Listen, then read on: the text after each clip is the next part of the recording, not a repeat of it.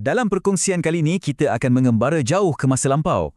Kita akan cuba meneroka sebuah dunia yang wujud sebelum manusia wujud lagi. Sebuah dunia yang penuh dengan bangsa-bangsa purba yang kini dah lama hilang dari ingatan kita. Pernah tak anda terfikir, adakah kita ni makhluk pintar yang pertama di bumi?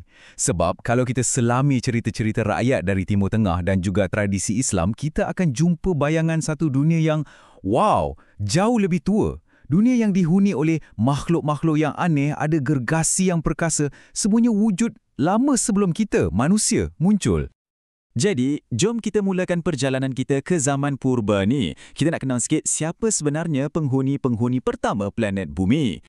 Salah satu makhluk yang paling pelih dalam lipatan sejarah ni ialah Nisnas. Menurut kitab Al-Hayawan yang ditulis pada kurun ke-9, mereka ni dikatakan hasil kacukan antara jin dengan manusia.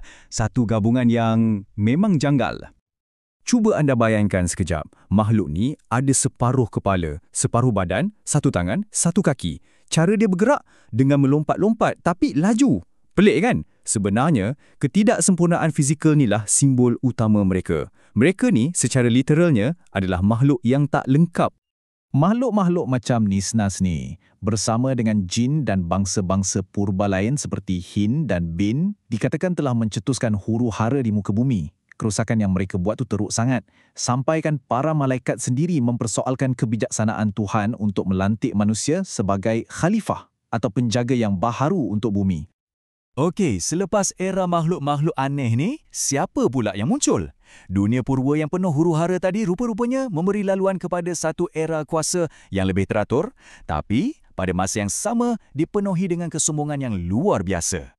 Al-Quran ada mengisahkan tentang kaum Ad, satu bangsa gergasi yang membina sebuah kota legenda Iram yang mempunyai tiang-tiang. Cuba bayangkan sebuah kota yang megah dengan bangunan-bangunan pencakar langit di tengah-tengah padang pasir. Lokasinya di antara Yaman dan Oman moden.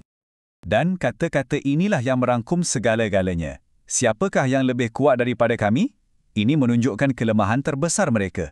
Kekuatan mereka yang tak tertanding tu telah membutakan mereka dengan kesombongan yang akhirnya akan memakan diri mereka sendiri. Tapi legasi kaum Ad ni tak berakhir di situ. Beberapa generasi kemudian, masa zaman Nabi Musa, bila Bani Israel tiba di tanah Kanaan, mereka bertemu pula dengan kaum Jabbarun. Orang-orang perkasa ni dikatakan adalah keturunan daripada gergasi Ad. Pengintip-pengintip dari Bani Israel balik dengan cerita yang cukup menakutkan. Mereka kata kaum Jabbarun ni adalah gergasi yang sangat-sangat besar. Ada riwayat yang mendakwa ketinggian mereka boleh cecah 22 meter. Cuba bayangkan betapa kecilnya kita kalau berdiri di sebelah mereka.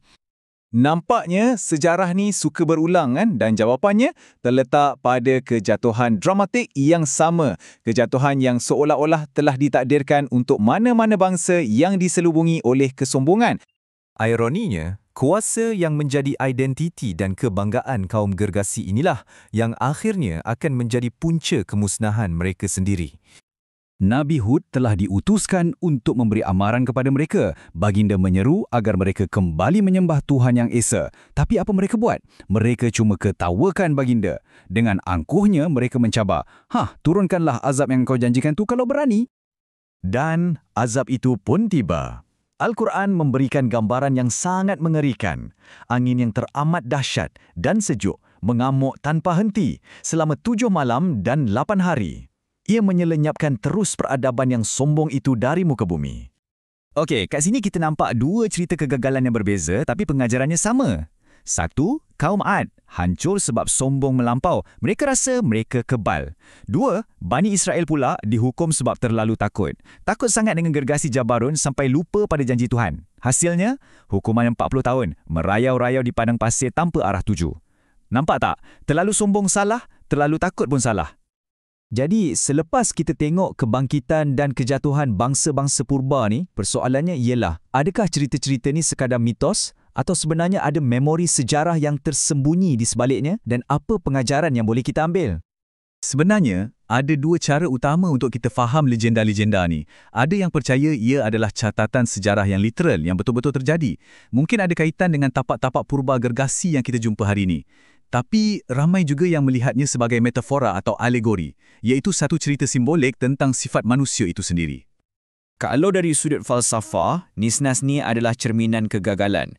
Ia macam satu amaran tentang apa yang akan berlaku kalau manusia hilang sisi kemanusiaannya, akal dan moral. Martabat kita akan jatuh dan kita akan jadi macam separuh makhluk, tak lebih dari seekor belantang.